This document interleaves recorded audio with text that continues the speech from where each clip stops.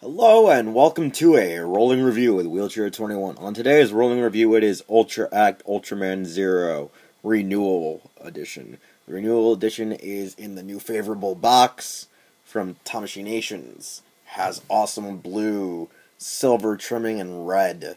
Overall, it makes this figure even more badass that the box actually matches it too.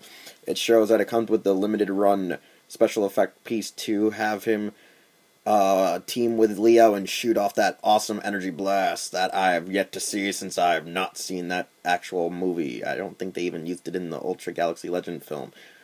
I can't even recall. It's been so long. Anyways, let's get down to the contents of this box. Alright, the contents.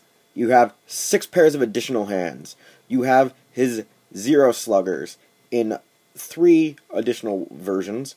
The regular, the actual full-bladed, and the one that attaches to his little ultralight. A spare head, and awesome blast effect parts. And extra ultra armor. Really great, awesome details. Can't wait to get a nice zoom on these because of just the grain effect added to his effect parts are splendid and amazing, and just follow suit with the normal protocol with Tamashii brand products. This is an amazing figure alone, and I can't wait to show you why I love this specific version of Zero compared to the original that I skipped. Now, Ultra-Act Zero Version 2 Renewal Edition has just amazing features and details. His whole body now is well sculpted, well designed to feature the new style of Ultra-Act. As you can see, the resemblance of his father is pronounced, like really off the bat, with his protector armor from his forearms, his chest plate, and in his face. You can see 7 in him. They really sculpted him real well, and it just looks superb. And I kind of realized why I think he came out after 7 Renewal was just so they could have a new base sculpt for the face, and it would just be easier to retool him later. As you can see, his 0 sluggers, based on his 7 sluggers, are on his head, where it's normally kept, and they just look amazing. It really makes his head different than most Ultramen, and different from his father alone. Initially, I did not like 0. I just thought it was just the, how I should quote, the 4chan syndrome of the new fag, where several people just came in and just didn't give a rat's ass about checking to the older series. But anyways, he proved to be well worth the hype and why he deserved to have so many movies and miniseries. The points of articulation are amazing. I mean, he has the basic hip, the basic knee, the double-jointed knees, I should say, which are actually really snug and tight on him. This figure is just tight. And I don't mean by design alone. Ball-jointed, a special ball-joint ankle. Toe joint, really nice. Basic Tamashii features. You know, this is what Figuarts and Ultra-Acts are made of. Waist, abs, shoulder, bicep joint, has the elbow joint, has a wrist joint,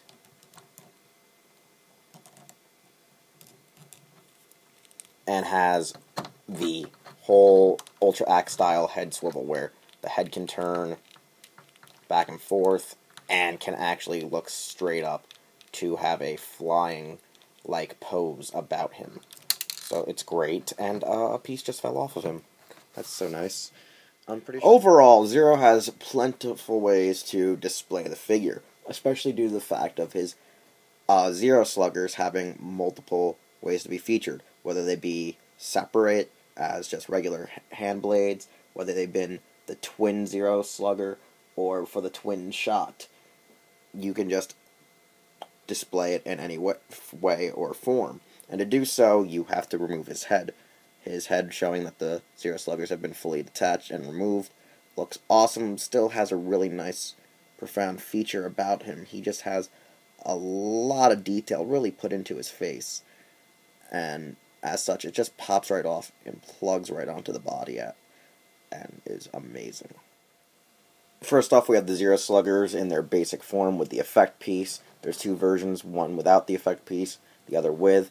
The effect piece looks a lot better, it looks a lot nicer, and just looks amazing. Problem is, I worry that people can break it while putting it into the hands. The hand joints are tight, they're hard to slide in, and because the fact is the blades, the sluggers are so thin and small, I feel like their plastic is brittle and can crack, especially if you ham hands it. Ham handsing, a term which is, just forcing it into the socket and such, and it really worries me. This is a huge con for buying this figure. Just look out for this, be careful, do not force it in slowly, just ease your way in, and put the sluggers into the hands so they do not break.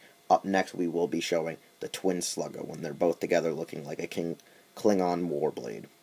Now that is the twin slugger. It's similar to a Klingon blade, and it's just awesome. A lot of people, I think, just thought of the Klingon battle blades and such that they use. I forgot what they're actually called, but it's awesome. It's a cool weapon, and I'm kind of shocked that they didn't make a roleplay toy out of it. I think they made a roleplay toy out of it, but it's awesome, and it's one of the coolest features about Zero, that he actually has a bladed weapon, just a sword, a weapon of some sort. Not many Ultramen come with weapons just built into their body, which is great in that. I mean, others have, like, energy weapons, energy blades, or they obtain them at a later time, but he just pulls these things right off his head, puts them together, they magically extend and grow, and become just an awesome thing indeed.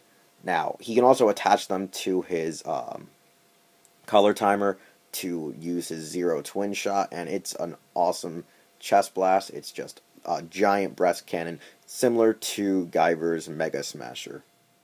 And there is probably Zero's best thing to do with his Zero Slugger is make his Mega Smasher his Zero Twin Cannon, or as I call it, the Dabby Buster. Now, people are probably wondering, why did I just make a Mystery Science Theater 3000 reference? And people are also wondering, what the hell does that got to do with it? Because it is Friday night at the dorm party. Well, anyways, yeah, you can tell I shot it on a Friday night or a Friday afternoon, and there's a dorm party that's gonna happen. So, Dabby, I broke a window for you, baby. Yeah.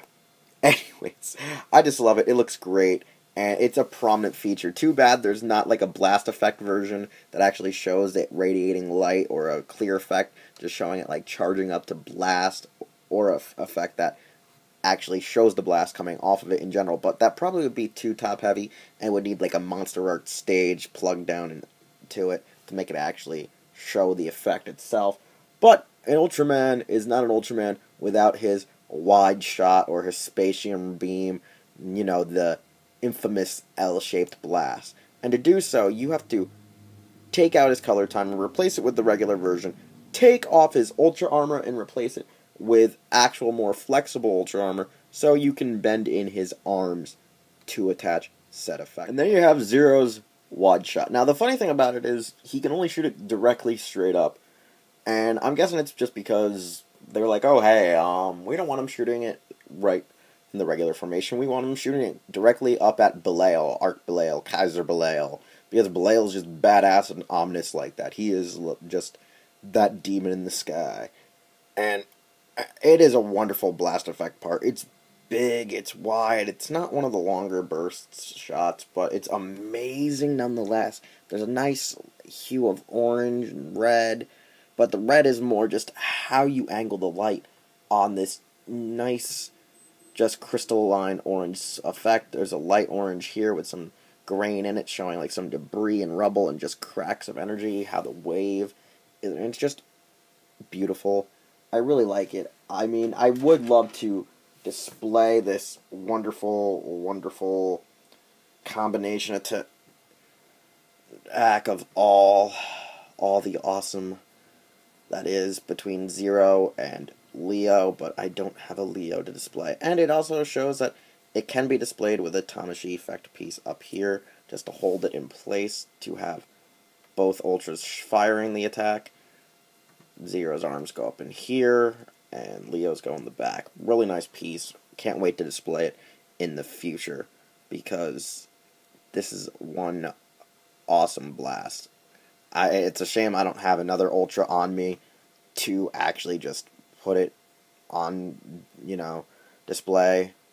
I should have thought of that a little bit sooner, but hey, man, this is the present, and there's always the future to look forward to. As such, I really love this figure. I love Zero's design, and the movies are great. I've seen 2 of them.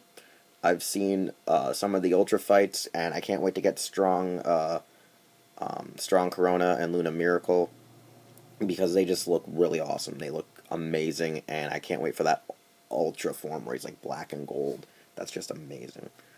I recommend people to pick this up. You can find it anywhere on your online retailers, from like AmiAmi, HobbyLink Japan, Hobby Search, CS Toys, and even Amazon, since it is carried by Bluefin. Worth getting. It's amazing. It's crazy, and it's awesome, because it is Zero. Zero is just damn awesome, just design alone, and the amount of accessories that it comes with. You can also get him with his team of friends like Mirror Knight, Glenn Fire, John Bott, and John 9. Heck of a purchase, heck of an awesome figure, worth having. Anyways, I'm Wheelchair21. You can find me here on YouTube, Twitter, and Instagram as Taja_Doyle. Check me out at Hirotaku.com, and listen to the podcast on Raijo Nihon, such as Morphin Bracers, Anisatsu Podcast, Unichronicles, Ultracast, WRW Tokonami News, and Otaku Roulette. And we will see you next time with another rolling review and/or Doyle's DVDs.